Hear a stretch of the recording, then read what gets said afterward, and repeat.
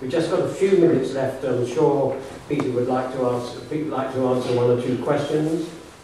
If somebody would like to ask questions, there are assistants with microphones here. Anybody like to ask a question? Put a hand up. I can't see too well. There's a lady there. Oh, sorry.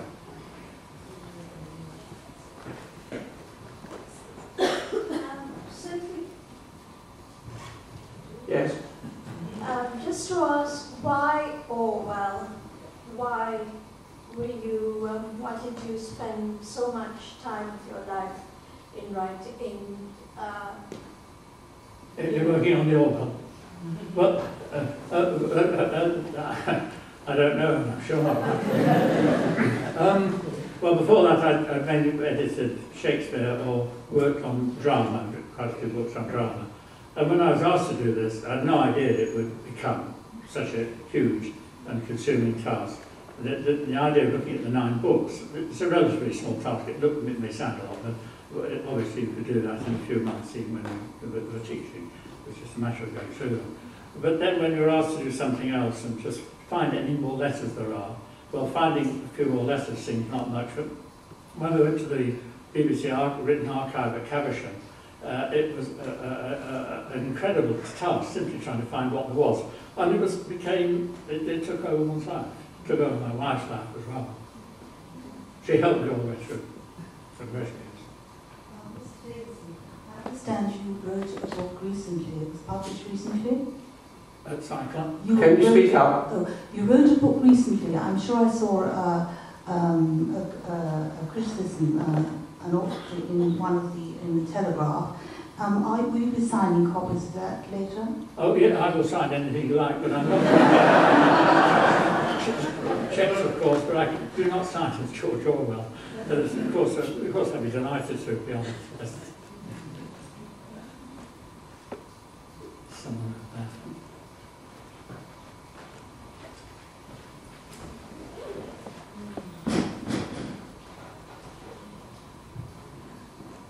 A fairly basic question, perhaps I should know the answer to it anyway, but who now owns the Orwell estate? Who now is in possession? His son. His son? Yeah. His son is still alive? Yes, Richard Blair is still alive. Yes, yes. I mean, it must be quite a considerable estate. He Well, must be a wealthy man. Well, I don't know. I mean, I don't get royalties from the estate. So I do a job and that's it. But no, I don't know. I really don't know. It's not that I'm holding back on it. I just don't know. No.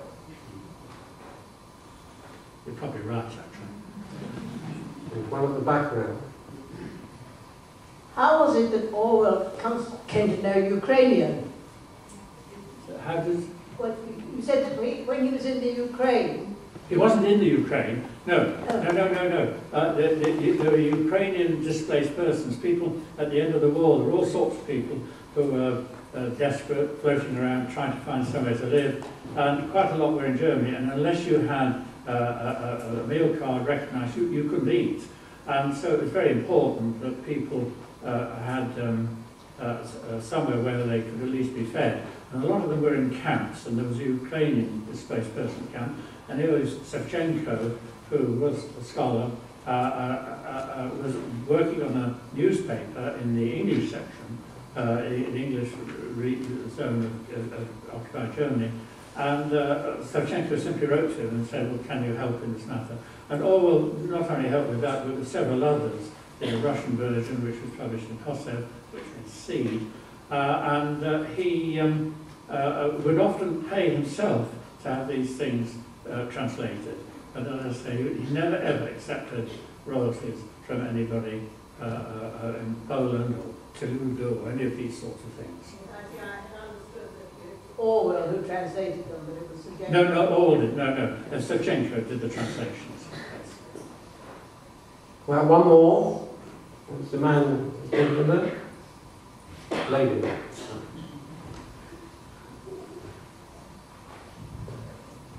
Could you tell us a bit more about how Jacinta didn't know that Eric was George Orwell? Did they have a lot of contact until he died? No, what did she think he was doing all that time? She knew he'd gone to Berber, and she didn't come back. But he was still Eric Blair at that stage. And of course it was Eric Blair for quite a while. I had a letter the other day from someone asking me when it was that he's writing a novel, and he wants to introduce Orwell in a minor role in relation to his quarrel with H.G. Wells. And he said, when do I call him Blair, when do I call him Orwell? The problem is Orwell used both throughout his life. He would sometimes sign letters Eric, and underneath would be typed George Orwell. So it was slightly confusing. There's no reason why she should know.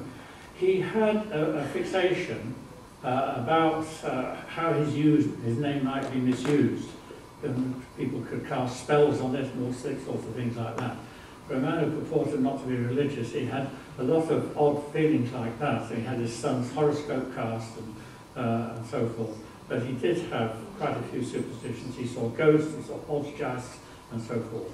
But as far as Jacinta was concerned, she saw no more of him after he returned in 1927. Well, she didn't see him then, if she wouldn't see him.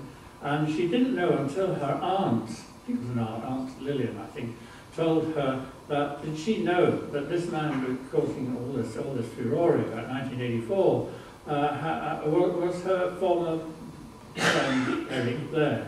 And she didn't know. And she'd read Animal Farm, which she'd enjoyed, and so she then got hold of other books, and she wrote to Secker and Warburg, the publishers. They told him he was in the hospital at Cranham, of course not very far from here, and she wrote to him there, and he wrote back to her a couple of letters, and that was their only contact. It's really very sad, because I'm absolutely sure, as Jacinta's sister said, Guinevere said, she was positive all would have been delighted to adopt an illegitimate child had he known. Of course, he did adopt Richard. Well, there you are, folks. You know the secrets of George Orwell and also the significance of this man in his determined and passionate work. If you'd like to go to the bookshop upstairs, you can get a significant signature too. Thank you.